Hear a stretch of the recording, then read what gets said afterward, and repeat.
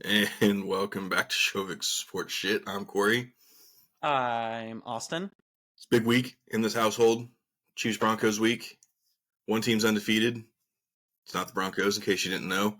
But again, a lot of good things to cover. There, between Chiefs offense, Denver's defense, maybe Denver's offense, Chiefs. I mean, obviously the talk is going to be about the Chiefs defense and matching up with that. But first, we do have Shovick's sports hits this week. Coming in at number 3, Bobby Witt Jr.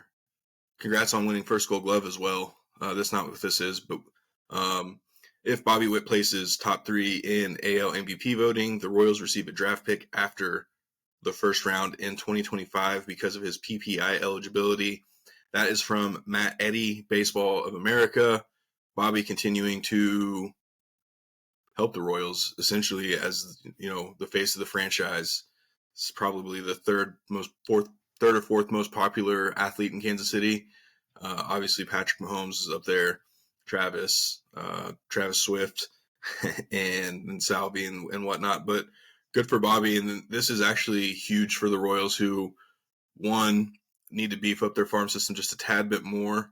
But I do expect more noise in 2025 from the current roster / what they want to do in the offseason. What do you think this means in terms of what the Royals do?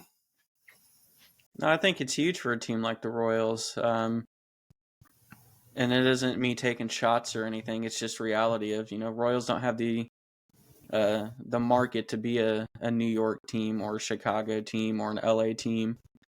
So getting extra draft capital, again, usually these things, you don't know if it's going to pan out until 2, 3, 4 years down the road. But it's huge for the Royals to just get a draft pick like this. I think it's good for the game of baseball in general. Seeing a team like the Royals get kind of that first round pick for it, for bringing their dudes up. That means we're gonna start seeing studs and prospects sooner. There's those veterans are always going to have a place, but getting to see some young, exciting prospects and watching them grow with your team, that's part of my favorite thing about baseball. So I think this isn't just good for the Bobby, for Kansas City, for the Royals. I think it's good for the game of baseball in general. Small market teams specifically, getting to have that extra draft capital, hoping you can hit on it, and then just bringing studs up sooner. I think it's a great incentive program. I love what baseball's trying to do. The Cubs kind of started all this with that Chris Bryant, he's not going to start the season Back and with us. We're forth. going to call him up a Yep. certain amount of time so we can keep him that extra year, which I get it. It's a business. You look for every loophole. Well, baseball's like, well, fuck your loophole. Bring these dudes up. We'll hook you up with some draft capital and stuff. So I love what they're trying to do from that aspect, and seeing it pan out for our hometown Royals. It's kind of cool to see, and it's just another thing that Bobby's been able to provide for Kansas City in just his short time. So, yeah, I love it. Everything about it, for the game, for the team, for the player. I'm actually kind of excited. Yeah, and so when Bobby took that extension last offseason, obviously the idea was basically a verbal agreement. A man, gentleman's handshake essentially was he'll sign long term, but he wants to see the Royals make improvements with roster. And now you're starting to see guys want to come to Kansas City baseball. So you're starting to see what's happening across the parking lot at Arrowhead. Guys want to come play with Patrick Mahomes, especially the guys that are, on the backside of their career. Now you're starting to see the Royals last offseason doing that with Seth Lugo, Michael Wacha, Hunter Renfroe, all those guys, which congratulations, Michael Wacha. Royals are going to keep him through 2028. So again, if that's a sign of what's to come, maybe the Royals, I don't think they'll be ultra aggressive, but aggressive enough. Yeah, and that Michael Wacha thing, I mean, there's many variables, but I think that's the Bobby effect right here. Again, we only know kind of what we're told, or what we read, and anyone can read, but Michael Wacha extended with the Royals for well below what he was expected to get on the market. Oh yeah. Now we know him, his wife, his family, they love Kansas City. So that plays a little part into it, but I also think it's the Bobby effect. I'm still going to throw it's the Sal effect as well, especially from a pitcher. But you're already starting to see that some of these veterans are willing to come play with Bobby and Sal. I know right now Bobby's a youngin, but Sal's still the captain. And for the pitcher, I think that played a part. But players signing for either less and maybe a little longer, either way, it's huge for Kansas City. It gives them a chance to not only just have that 1 to 3 year stretch of being good and then having to wait for a rebuild.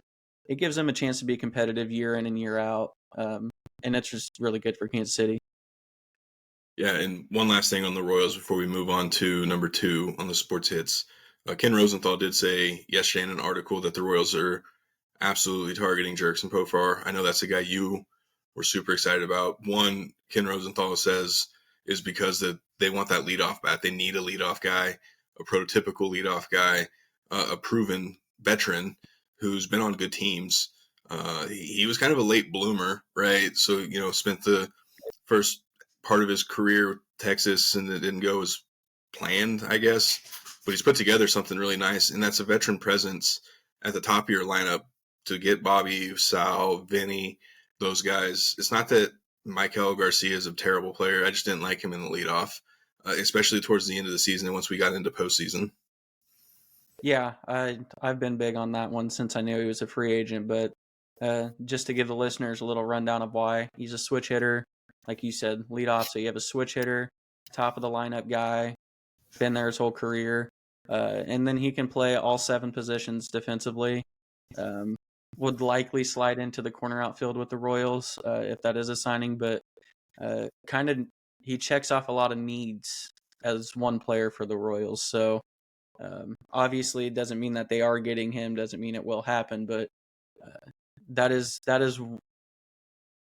probably the number 1 person on my wish list. Just because we couldn't realistically put like Juan Soto, like Royals can't But do those that. are the signings though that get you excited as a fan. It's not going to break your bank. It's a piece that's needed. So again, we won't dive too much into the offseason quite yet. It literally just started.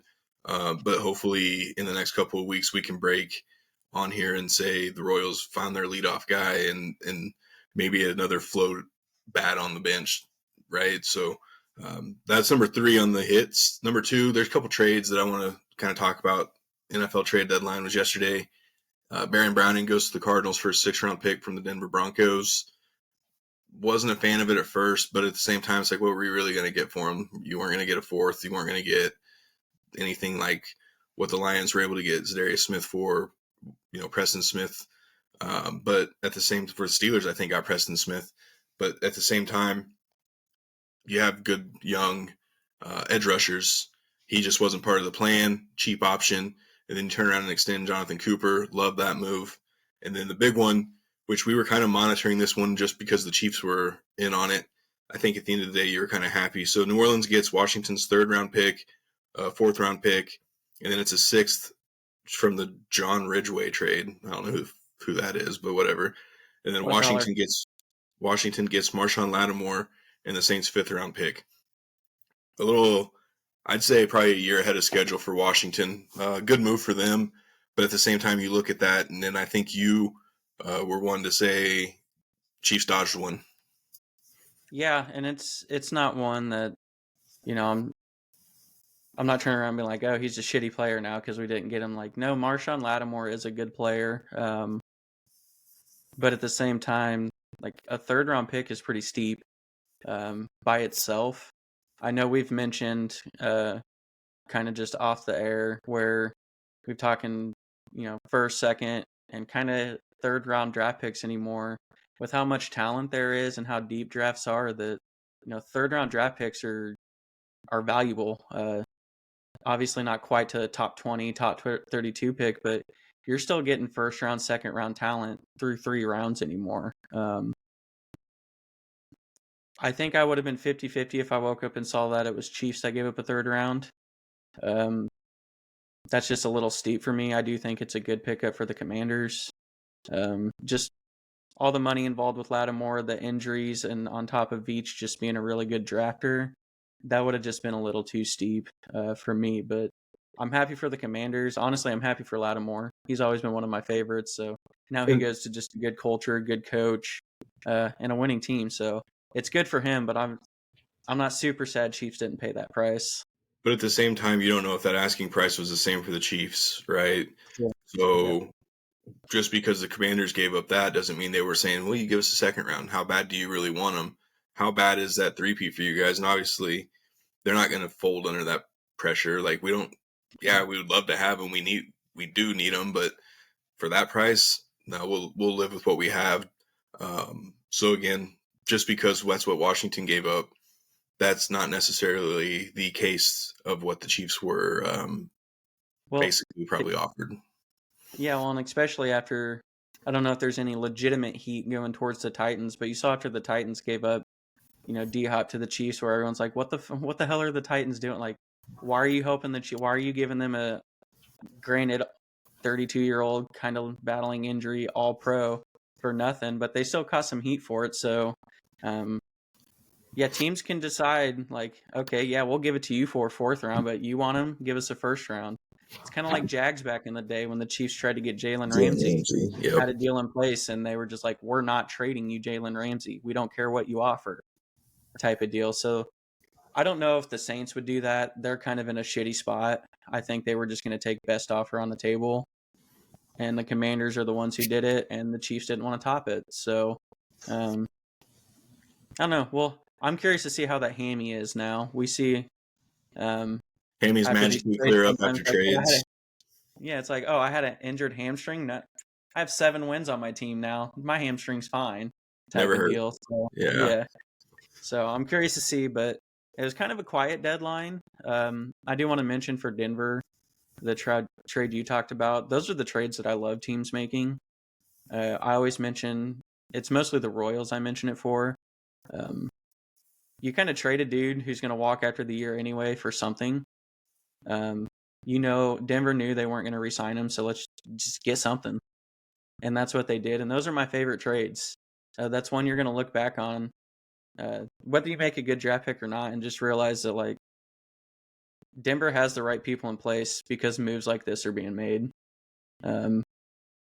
Nobody even saw that trade and probably thought anything. But to me, it's like you're getting something for a dude who is about to walk in 2 months anyway. Because you're not re-signing him. You just re-signed your other edge. Like, don't lose him for nothing type of deal. So those are the trades I like to see. I hate Denver, but I think that was a great move. Nobody's going to think anything of it ever. But to me, it just means it's a move that was made, and it was a smart move.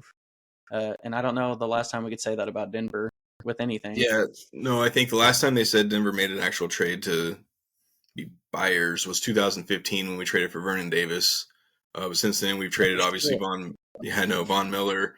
Demaryius Thomas was part of a trade that we've traded off, just a handful of guys. And now you can add Baron Browning to that. I mean, I wish him the best. I think he's going to be a good fit with Arizona. I love what Arizona's doing with their defense. I know we've said multiple times throughout us doing a podcast about Jonathan Gannon. It doesn't always seem like he's a good coach, but the guys play for him, and they're competitive, and they're starting to piece it together. Now you're starting to see they're sitting 5-4, the top of the division. They're doing really well, and I like this move for them. And I hope for his sake he stays healthy, because he is a really good player when healthy. So again, best of luck to him. And I think that's another, it's a 6th-round pick, cool, but now you get to draft night, and now you have an extra draft pick that you can throw in to maybe move up if needed. So again, after I thought about it more, I'm like, well, what else were we really truly going to get for a guy like that? So in the end, win-win for both. So good luck to him and the Cardinals. And then number 1, it is officially college basketball season. KU opened up against Howard with a 30-point win. Everyone got to play. Zeke Mayo led the way with 19 points. Hunter had 16. I mean, all around, we watched, obviously, start to finish. A little more difficult for you because you had the Chiefs going also. But 30-point win, nobody got hurt. Everyone stayed healthy. They were 11 of 22 from 3-point range. Zeke Mayo was 5 of 8 himself from 3. That is good. We saw some good shooting. Coit actually started off the game really on fire, and we started seeing why he was that fifth starter essentially, because we knew who the other 4 were going to be. I thought it was going to be AJ Storr. He comes out, and I think as of for now, I mean, he looks like he belongs in the starting 5. Yeah, I mean, I think we said things like this at the beginning of the NFL season when teams were playing like the Panthers, but it's hard to get a real gauge off of everything against a team like Howard. My takeaways are this team is playing with energy and effort. I think I've mentioned I don't know the last KU team that actually came out and had any kind of energy or showed any kind of emotion.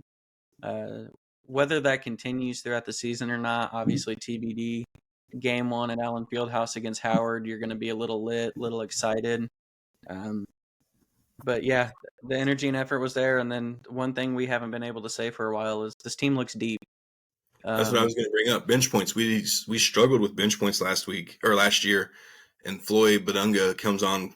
I can look because we know he played regularly, and he came with 13 points, 8 rebounds, countless steals. The dude was active hands, getting the ball, and the dude has hops. So again, bench points is going to be huge. I still think it's going to be key. Again, like you said, Howard, KU football beat Lindenwood. Now look at him, right? So we'll know more after, what is it, Friday?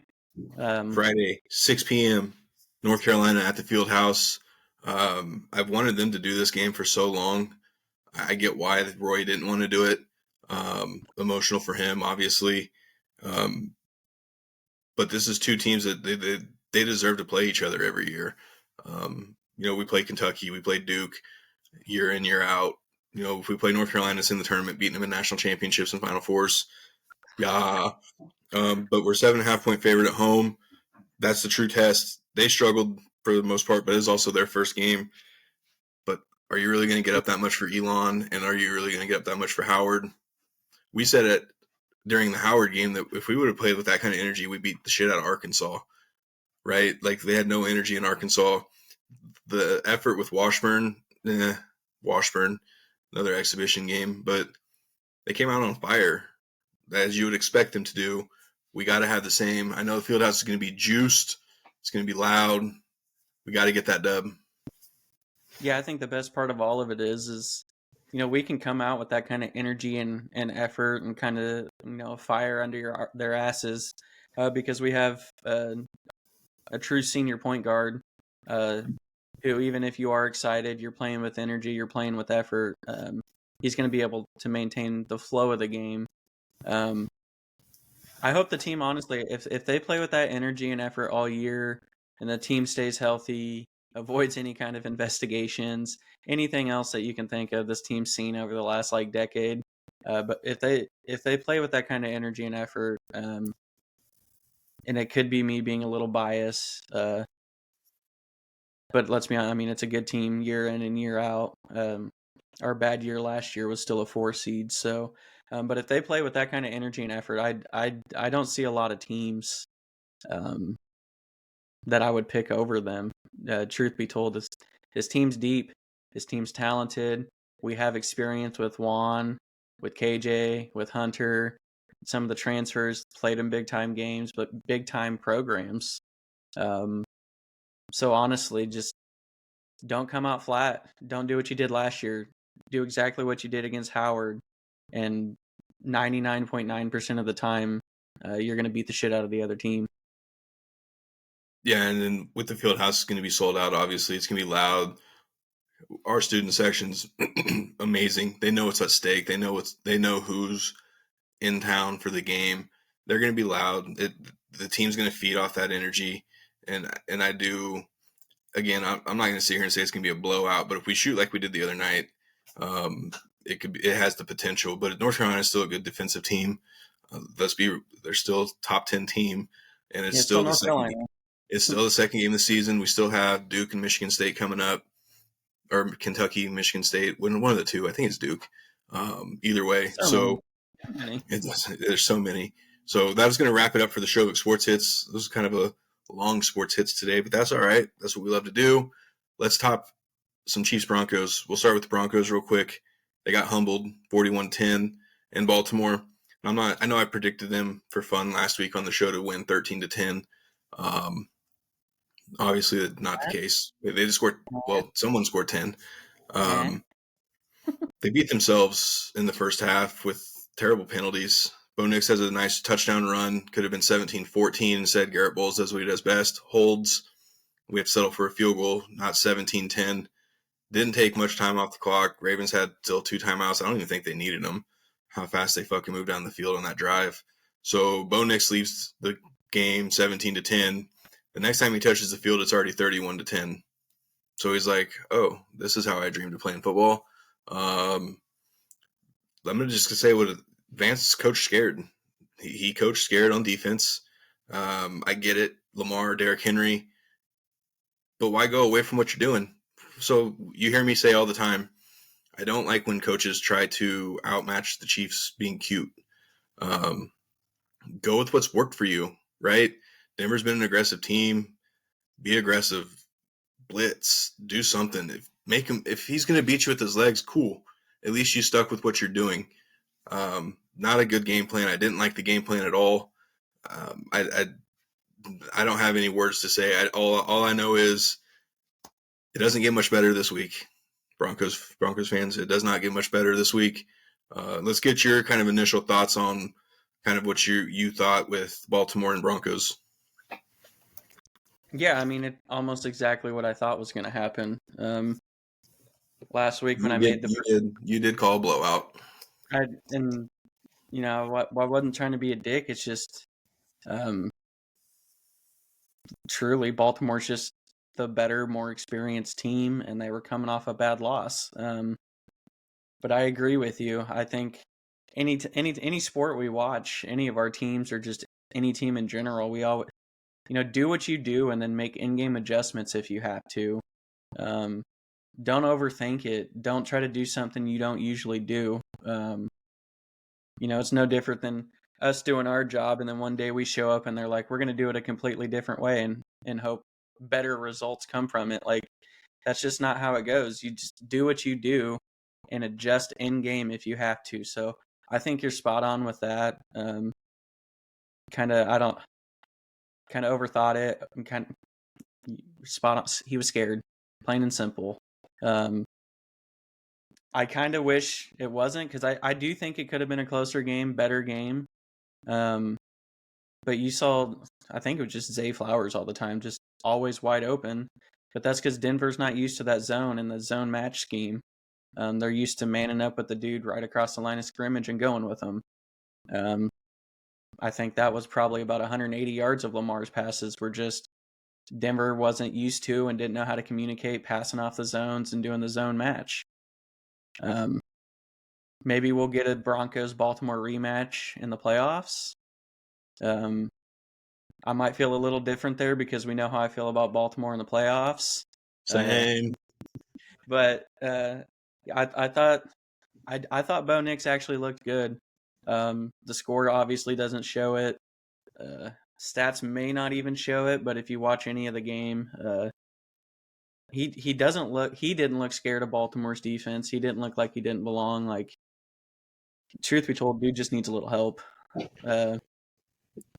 Weapons, line. I thought the play calls were okay, but if you take anything away from the game as a Broncos fan, you got your ass beat, but I think that makes you feel almost 100% confident that you got your quarterback. Kind of the first super duper tough opponent. And Bo Nix, minus the score, looked really good. Yeah, so you think about the first drive, I believe. Beautiful call, right? The bootleg gets him out of the pocket. Lil Jordan's right there. Catch the ball, bro. Why are you trying to one-hand a 3-yard pass, 4-yard pass? It's right there. Was it a little hard? Maybe. But don't try to one-hand it. Two-hand it. Catch the fucking ball. Keep going. It was catchable. Now, I will say there's 2 throws Bo Nix made that he should have made. Overthrew Troy Franklin. I love the play call on fourth down. Be aggressive. If you're going to do it, do it. He's got to make that throw, though. If you're going to be a good quarterback, you got to make that throw. I think next year. But I told you what that looked like, though. Yeah, I know. But at the same time, I think next year that's going to be an easy money play for him. And then you had Cortland wide open in the back of the end zone. You can't overthrow him. You can't do that. Now let's go to the second point here. I get one to be aggressive on offense, but you can't go for it on fourth down 4 times and not get any of them. Yeah. Okay, I love it. I do. He's got that. We're playing Madden. We're going for it no matter what. Know who your fucking opponent is, though, and know your defense is fucking struggling. Maybe that's probably did play a part in why he wanted to go for it, because he knew his defense wasn't going to stop anybody, right? So what's the best way to try to do it? Go for it. Now that fourth and I think actually they get 1 fourth down. I believe that was a fourth down play with Cortland Sutton throwing a beautiful 50-50 ball to our quarterback. Already showing he's the best receiver on the team. But again, I take the points in the first one that you went for on fourth down. You could have kicked a field goal, make it 7-3. Cool. Then they go down, they get a field goal. Now it's 10-3. Now you can come back with the touchdown. So again, I didn't agree with all of them. As much as I wanted our defense to stay aggressive more than I wanted the offense to. And we'll get into that with what I want this weekend and what I think may be helpful to the team of getting a win on the road, maybe. But again, just not a good game. Not a good game. I did think Bo looked like a rookie at times, but when you're the quarterback, it all comes down to you. You want to make the plays. Everyone expects you to make the plays. I think it was a good learning game for him. I agree with you. I don't think he played all that bad. There's a handful of throws that he has to make, and he will make. So the first part of the season I'm taking away of Denver has their quarterback. That's plain. They got their quarterback and they got their coach. Now you got to go get the pieces around them, piece together something. You're still in the playoff race, and you can lose this weekend and you're still sitting fine. And you have Atlanta at home next week. It's winnable. So again, be more competitive than 41-10. Yeah, well, I think the problem is with Bo obviously looking like a rookie at times. That came down to I think you're right, not taking the points when you have them, and then your defense letting you down. It made the offense become very one-dimensional. And let's just be honest, Denver's not built. You can't run the football. No, you're not built to do. Yeah, you get down that fast, that much, that quick. You run the ball occasionally, but I mean the Ravens can gear up, pass play 98% of the time. So it made them one-dimensional. Denver's not built to go one-dimensional, not yet anyway. Bo Nix is capable of winning the game on his shoulders, but you still have to surround him with things to help him do that. So I think all in all, it was an ass beating. I know it's not what Denver fans wanted. It's what some of us expected. But I still think the game was better than what the final score showed as well. It's one of those where the score lies a little bit. Now, don't get me wrong, Baltimore still dominated. But I still think that every aspect. Yep. Yeah, you take 3 to 5 plays and you're looking at maybe a 2-score game. I think that's how close that was to actually being more competitive. It wasn't a good combination for Denver. Just getting Baltimore at a time where they lost to a really shitty team the week before. So, as much as I don't like Baltimore, they're still a good team. They're a great regular season team. They are an experienced team. So it wasn't good timing, good combo for Denver. So that'll continue for one more week at least. Well, and you find out a lot about your players and how they're going to respond. Like I said, unfortunately, it's not one of those where you can say, hey, we got the Raiders this week. We got something that we can at least bounce back from. No, you're going to have to strap it up again. You failed test number 1. You failed test number 1 badly. Test number 2, Super Bowl champs, division rival. Historically, you've actually played Patrick Mahomes rather well defensively. Unfortunately, Justin Simmons isn't here to bail us out. So you're going to have to hit right. So you're going to have to come up with another game plan, which again is Justin Simmons isn't going to, him being gone is not going to change the fact that you still have other guys that you got to have step up. But again, historically, they've done outside of the wins, they've actually held Patrick to some of his career worst games, but the Chiefs still always end up winning based on Melvin Gordon fumbling, Nick Bolton with that. Was it Nick Bolton had that sick ass interception and just fucking, or is it Gay? I don't remember. But either way, you just haven't been able to close it out. So go be competitive. I'm really excited to see how Bo does stack up against another division opponent. And we'll get into that here shortly. But let's jump into the Chiefs real quick. Monday night, shitty weather. Another game of the Chiefs kind of just let them hang around. Baker doesn't have his receivers, but the Bucs are still competitive. It's still Baker Mayfield, who's an ultra competitive dude. I thought your defense did really well, except for that last drive, which I didn't get a chance to see the last drive. I thought the game was over, so I went to bed, to be honest with you. But then I see that they scored. Kind of give us your thoughts and what you thought of overall your performance against the Tampa Bay Buccaneers. Our defense did really well. The reason that main drive or that last drive happened for Tampa, which not taking anything away from Baker and that team, like you still had to make the plays, but we were obviously down to fourth, fifth string corners.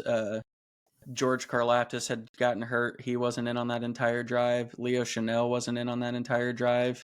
But kudos for the Bucs for taking advantage of it. Instead of having Chanel, the athletic dude who can cover kind of the middle of the field athletically, it was still Bolton out there. And as much as I enjoy Bolton, he's not a coverage guy. He's not going to run sideline to sideline. He's not going to cover the middle of the field like Fred Warner. So I do think the injuries stacked up a little bit, but not taking anything away from the Bucs. They recognized it, they made the plays, and they still drove. But it was a tough watch. Trying to watch a lot of backups on that final drive just look lost and confused. I think that goes to show how important depth is. And honestly, even just reps. Not to say these dudes aren't good, but they probably hadn't played over 10 snaps in a game in a long time, and now they're playing hurry-up offense, crucial moments of a game. But it was a good game. The main thing I want to take away from that is when the Chiefs offense had to nut up and make a championship drive, 2 of them, they did it with ease. I'm trying not to be biased and just glow about it, but I think it was that 18-play drive, 9.5 minutes for 80-some yards and a touchdown. Was that the one where they ran basically the whole time? Yeah, that's just going our way down the field, marching our way down the field, what teams want Chiefs to do, and what the Chiefs focused on doing and did it with ease. It was really the first time the Chiefs really needed to have one of those championship drives, and they did it. I will say when they got the ball back with the chance to get a first down under the 2-minute warning and they didn't do it, you got to figure something out there. It didn't cost you, luckily, the game, but it could have. And if you're playing a team like, the Ravens or the Bills or another team, that might cost you. So even though they had that big time drive before that, they still had a little work to do on an actual 2-minute drive to ice the game. But then they just put together another championship drive in overtime. I think those 2 drives alone just proved that, the Chiefs are still a championship team. Pressure honestly doesn't even exist to that team in offense anymore. They didn't fold. Everyone did well. They weren't tired. They knew what was at stake, and they went out and just did the damn thing. With that being said, even though the Chiefs won, when the Chiefs won the coin toss, you saw Baker Mayfield's reaction because he knew it was over. Yeah, it's benefited the Chiefs a lot, but I still want to go on record as a Chiefs fan saying the overtime rules are just ass cheeks. Something needs to happen. to counter that, what Troy Aikman was all up in the air about when the Bucs scored in the fourth quarter, go for 2. But you shouldn't have to be put in that position to begin with. You do a bomb-ass drive like that and just kick an extra point to tie it on the road against defending Super Bowl champs. You shouldn't have to worry about the coin flip, honestly. You should be able to cap it off with your extra point, know that you're going to have a chance to extend it, win it, or whatever. So, yeah, it benefited the Chiefs this time and a lot of the times, but, like, something's got to give with those overtime rules, man. Like, just straight ass cheeks. There's no reason the coin flip should decide it. So you took point number. I was going to talk about 3 things that stood out. So you did number 3. Go for 2. Yeah. Go for 2. What do you have? You're going to lose either way if you get that game to overtime. It doesn't matter. You could get the ball first, go down, and maybe get a field goal. But the defense won. You just drove on the defense. They're tired. They're beat. They're banged. They're banged up. Go for 2. Get you something. Find Kate Otten. You shouldn't have to make that decision. Like, I know that's what's at hand here, so I get it. But my point is like they shouldn't have to. Like, you just bossed up we're not even gonna just like simplify this. It was on the road, shitty weather, Arrowhead. Not a lot of people do what they did. You shouldn't have to decide like that if it stops there or not. Like, it's just ass cheeks of a rule. Yeah, but they have to. But so you do. That's why you do have to go for 2. Yes. Whether we like it or not, you still got to go for 2. You got to take advantage of that. Draw something up. I know everyone has that special trick play. Maybe the Bucs don't. I don't know. But you can't leave it to chance, right? Like, get the 2, put a little pressure on them. So what? There's still plenty of time for them to maybe do something. So you lose 27-25. It's still the fact that you were able to put that pressure on them, and don't take the chance. And then point number 2 that you made. So that was number 3. Number 2 was the Chiefs have won 6 out of 7 of the overtime tosses, and they won all 7. The one time they lost was obviously the Super Bowl, and Kyle Shanahan got too fucking cute again. So again, here we are a year later, and we're still talking about the same thing of just go for 2 or go for it on 4th down. Like, you're not going to – it doesn't matter. You're not going to stop them. You're not going to stop 15. You're not going to stop 87. You're not going to stop that offense. So, but take that chance, because there is that off chance that you do score and you do get it. Maybe your defense does get fucking lit. They get hyped and they play the best drive of their life. Let's not sit here and act like the Chiefs offense is beating the shit out of the world right now. They're still down. They're still trying to get their pieces together. They're still trying to get their. Don't call us down, you little bitch. We're still a better offense than Denver. Back out of here. Well, that's not the point. I'm sitting here and saying Denver's offense isn't very good either. But I'm sitting here saying the Chiefs are down receivers. They're starting to heat up, and we'll get into that here in a second. But again, you can't leave it to chance. Seriously. And then the first point I'm going to make was, yeah, it doesn't seem like it, but Patrick's beat up. You got to take advantage of that. He's beat up enough to where he's not looking to scramble as much. Now, he still does, because he's still competitive. He's still a competitor. So, you got to put a little bit more pressure on him than that. Vita Vea was starting to get a little closer each time. And that's nothing to say. But when he what? He finished with 2 sacks. Yeah. So again, that's not a shot at the offensive line. That's just a large man to try to hold. So I'm saying is you got to get him to eat up those 2 blocks, and you send more pressure. Test that ankle out just a little bit more. Now, it didn't look very good when he came up. Did not look good. He'll be fine. He's playing this week. We're not sitting here saying he's not going to play. But at the same time, it's still got to be in the back of your mind that his ankles are beat up a little bit. Take advantage of it and see how far it gets you. Sounds like a dirty Broncos fan, doesn't it, listeners? Oh, we're not sitting here saying Patrick. Let's hurt him. Hey, we're not sitting here saying. Yeah, Shaq's like, that's messed up, bro. Messed up. All right, so let's dive into this matchup this weekend. Again, 8-0 Chiefs. Denver sitting 5-4. It's still a fun matchup in the sense of it's still usually competitive. Outside of a couple of times, Denver wasn't very competitive. Obviously, we did end the streak last year. Finally, But there's two things. Chiefs play Buffalo next week. They're still a championship team. I don't think they're looking ahead in the back of their minds, thinking Denver's going to be an easy game. In my mind, I hope so, but that's just not what championship teams do. The matchups I'm looking to see the most, Spags defense. I want to see how Denver's offensive line's kind of held up rather well under some pressures, but this isn't any kind. This isn't a normal defense they're about to play. This dude will send blitzes from 4 different angles, 4 different ways, but he'll also disguise them enough. This is going to be a good test for a rookie quarterback and an offensive line who's, again, they've held up for the most part. But again, I think at the end of the day, I think if Denver's offensive line can hold up and maybe Bo gets out and uses his legs a little more, that keeps Denver in the game. Yeah, I mean, I don't know what Denver can do to actually stay in the game. I don't think there's any hope for them. Yeah, so just everything you said as a Denver fan, if they can do that, they might stay in it. No, you're not wrong. This game is usually competitive. I mean, you did end the streak last year, but think of some of the wins we got along the way. You know, Jamal Charles fumbling for us. Once a Chief, always a Chief.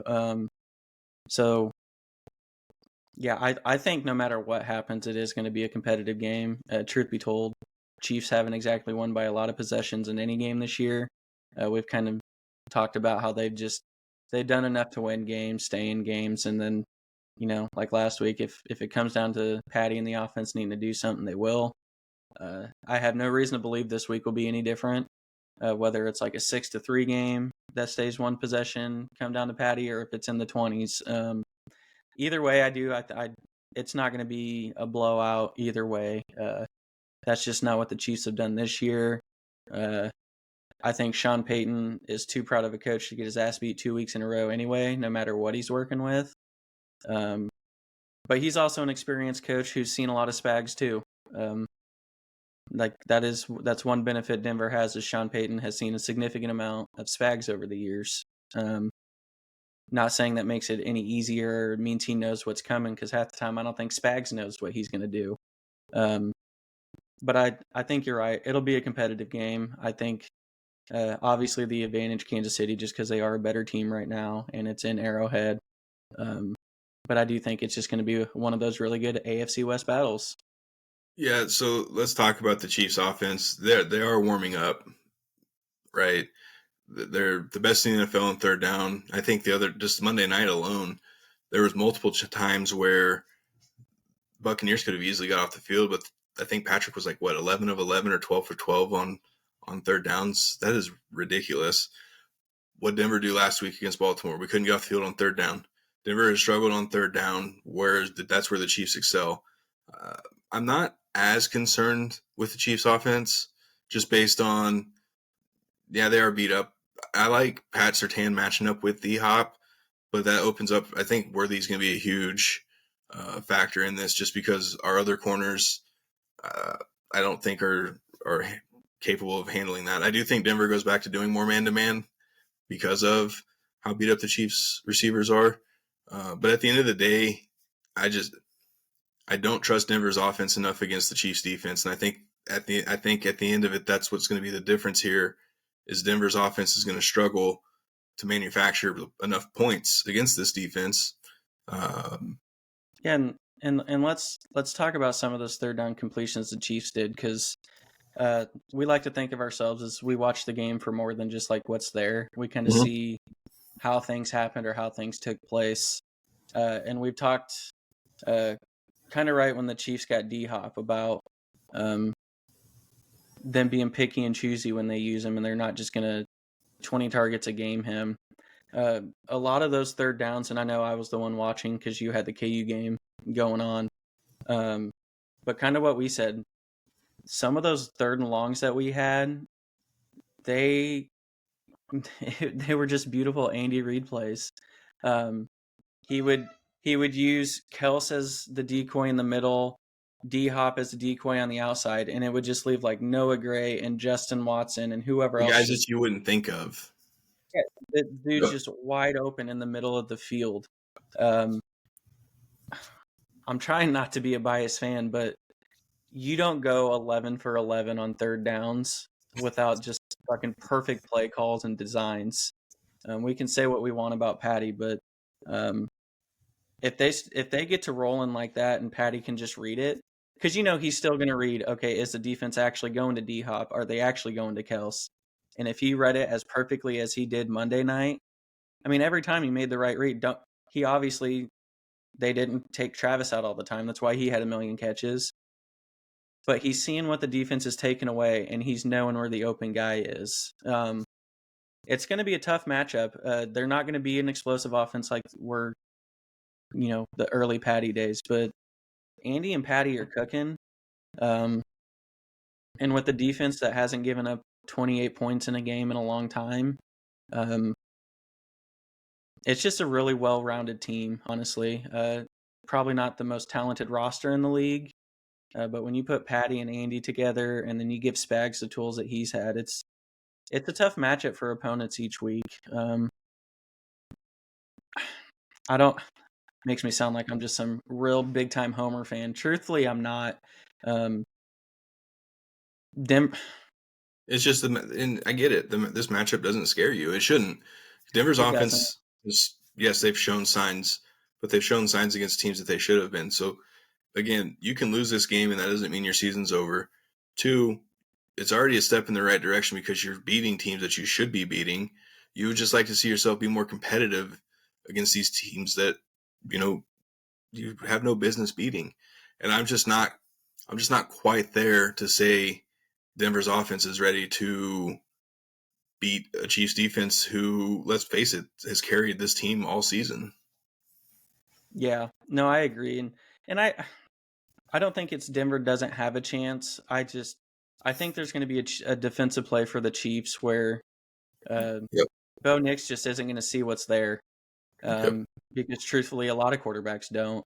And that Chiefs defense is just going to make that extra play or two. That really is going to make the game either a little more lopsided or just tilt to the Chiefs in general.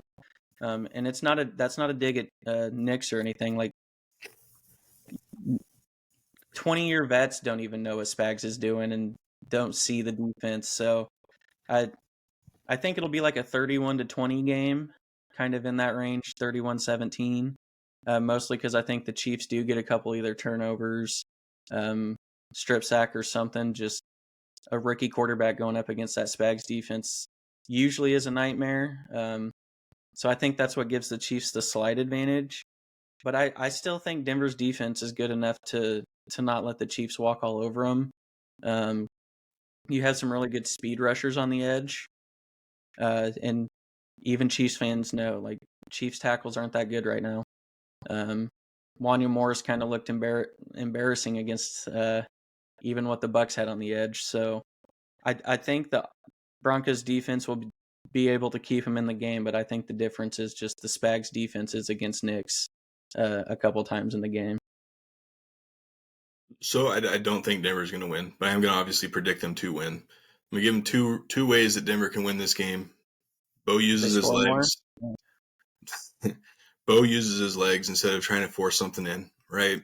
So again, George, Chris Jones, all those guys on that, rushing him. If he can go and he can use his legs to keep the chains moving, to keep the ball out of harm's way, doesn't turn the ball over, because I agree, the easiest way to do this is strip sacks, or Chiefs do some wild stunts, and it looks like the guy from the right side's coming down, but then they send the guy from the left, and that guy drops out, right? So there's so many different exotic looks. Use your legs. It's okay to run. There's nothing saying a quarterback can't run. You got to just take care of the football. I think they use Audric Estime a little bit more this week. A bigger running back. Just let's call it what it is. Javonte just hasn't lived up to the standards that he needs to. And there's going to be no run game against the Chiefs anyway, unless they just have their first bad run defense of the year. But I do think Estime is able to he'll turn a 1-yard run into a 3-yard run. Exactly. Just by falling forward. So I agree with that. That's just keeping the sticks, keep ahead of the sticks. I do want to see McLaughlin more in the passing game, the screen That could game. be huge. That could And be see, huge. again, it's not that the Chiefs linebackers are not good. It's just that's a matchup that you want to get. Jaleel McLaughlin's a good running back out of the backfield in the passing game. He's not going to run the ball much. But if you can get him out, get him matched up with the linebacker, and Bo can read this correctly, you're going to be sitting just fine. 2, if we can have a receiver catch a fucking football on those big third downs when you're dropping footballs that kills the drives, catch a fucking football, help your rookie quarterback out in an absolute. This is going to be the toughest environment he's played in all season. Help him out. Cortland Sutton, you've played here. You know about the rivalry. You know what the Chiefs have done to you. Help your rookie quarterback out. With that being said, I still think the Chiefs win 28-18. I still think it's a 10-point game, but I also, in my mind, say Denver's going to win 24-17, right? But my official prediction is the Chiefs win. Yeah, I think it'll be a good game. I'm curious to see if we game plan for Bo using his legs or not. We actually usually do pretty good when we game plan for running quarterbacks, a la Lamar Yeah, Leo's Jackson. an outstanding QB spy. Yeah, so I'm curious to see if we game plan for that or not, knowing that that is a pretty good part of Bo's game so far, early in his career. And a lot of rookie quarterbacks rely on their legs a little early on while they're getting up to speed. So I do think Denver actually has the advantage at the receivers versus the corner. We could put McDuffie on Sutton, but that is a massive size difference. Yeah, so you're going to need Bailey or Franklin. One of those two guys is going to have to come up and help Sutton. Well, see, and I think when Franklin's out there, I actually think we put Duffy on him just from a size speed standpoint, and we rely on one of the younger, bigger corners on like the Suttons and stuff. So I do think there is some matchups there. Bo kind of just has to let it go. Don't hesitate. You know, if you see that one-on-one matchup, man, good or bad, let it fly. Because like we've been talking about, you can't just stand there and double clutch or hesitate with some of these blitzes or pressures that the Chiefs can get. So, as a Chiefs fan watching plenty of Chiefs games, like there will be times where the matchups are going to be there for Bo to take. It's just a matter of Bo taking that chance and then the receiver or tight end or whoever making the play. Because you will get opportunities. There's going to be plenty of things that Spags dials up where one-on-ones across the board, single high safety who's probably just going to play deep, but that's still going to have one-on-ones across the board. So there's going to be opportunities there. It's just a matter of seeing them, taking them, and then capitalizing on them. Yeah, so again, I mean, we both know it'll probably be a Chiefs win, but I'd like to see not be a 41-10 game. So when we come back on here next week, I'm not in such a terrible mood, and you're not all fucking yeah. So last week we got cut short because of internet malfunctions, so we didn't get a chance to do a sleeper bust. I will go ahead and let you start with your sleeper and bust. Mine's going to be kind of weird. It's not, again, this is just from a fantasy perspective. It doesn't really have anything to do how I think the real life game is going to turn out. It's just weird because it's going to be from the same team. I think my bust, I'll start with the bust. Jaden Daniels as my bust. It's Pittsburgh. I don't know. I guess call me old school. I still think Pittsburgh has a pretty good defense. It is true. That is true. It's still Pittsburgh. Exactly. So there is going to be some opportunity for Daniels to probably get some rushing going on. I still just don't think it's Pittsburgh. I think that's gonna feel like a late '90s slobber knocker of a game. I believe. Nothing against Jaden Daniels. I still think he's great. I still think he's Rookie of the Year favorite, MVP candidate. But this is Pittsburgh we're talking about here. So he's my bust. With that being said, my sleeper is going to be Austin Eckler. I don't think they're going to be able to run very well, but I do think running back receiving game is going to be there a little bit with Pittsburgh, against Pittsburgh.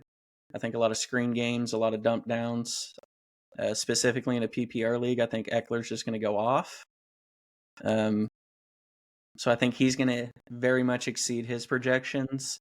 And then Jaden Daniels is not going to quite meet him, but that's going to be one of the best games to watch this weekend. Yeah, it really is. So I'll go with my bus first as well. I think Devon Achane, their Monday night Monday night at Los Angeles Rams, projected 17 points in our Yahoo League.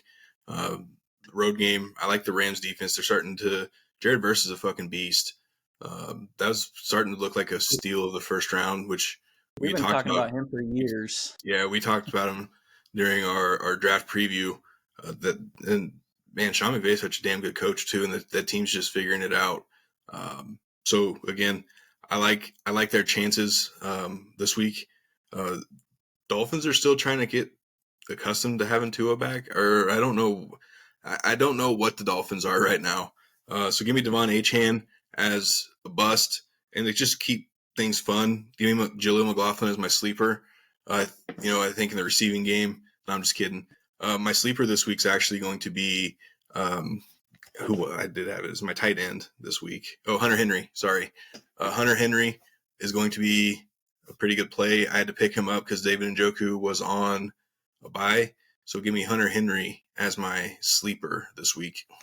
Yeah, let's talk about how my boy Drake May's been looking there. So they've been looking like a functional-ish offense. So I kind of like that. Hunter Henry's been balling out with Drake May. So I think that's a pretty good pick. Yeah, and talk about a quarterback who's had to use his legs so far as well. He's sneaky athletic, which we knew that coming into it. So he really hadn't, but even when he's had time, he's got a good looking ball.